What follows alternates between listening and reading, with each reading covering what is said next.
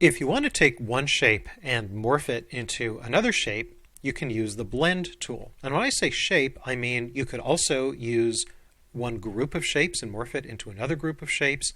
And the blend tool works even better if you turn the shapes into symbols. So I'll show you that afterwards. Let's start with just plain old simple shapes. I have a regular blank artboard open on the screen. Whichever color mode you're using doesn't really matter. Let's start by drawing a simple shape. I'll go over here and I'll just get a plain old rectangle, and I'll just draw a rectangle here. Maybe I'll constrain this to a square. I'll hold the shift key down, and let's give it some color.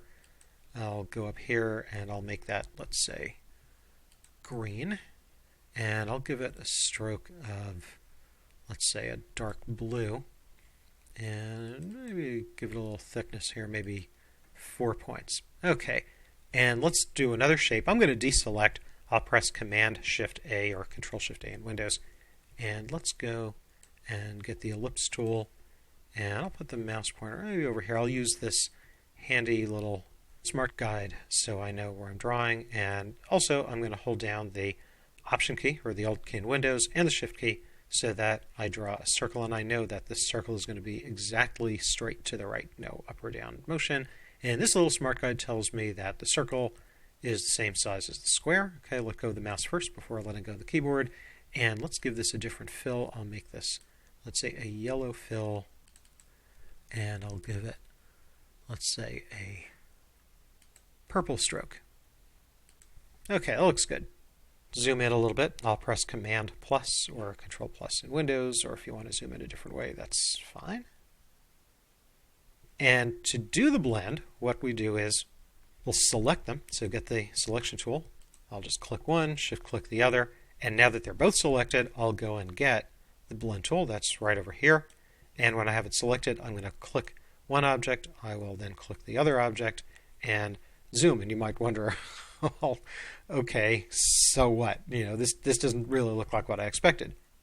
But it is actually doing a blend. It's just doing it in so many steps you can't really see what's going on. So let's do this. Double click, leave this selected, double click the blend tool itself, and now you see the spacing is set to smooth color. Let me move this out of the way. It's so smooth you really can't see it. Before we do anything else, turn on the preview so as we make changes you can see it, and click this drop down, and let's choose specified steps. And you see it's giving us 254 steps. That's just way too many. Let's just make that, I don't know, let's say 10. I'll hit the tab key. And now you can see really what's going on. Or maybe I want 5 steps and hit the tab key so I can really see that these are changing. You can also do this by distance. And if you have the ruler turned on, you'll have an idea of what's going on. Click this drop down again and choose specified distance. And let's try maybe a ½ inch. And now because the ruler here is measured in inches, or at least if you see inches here, you don't have to type the word inches. You can just type the number. So I'll make this, let's say, 0.5, hit the tab key, and now I can see each ½ inch on the ruler, I have the center of a new object. And if you change the orientation now, you won't see anything. But later on, we'll see this work. But let's just OK it so we keep what we have. And what if you want this blend to go along a path?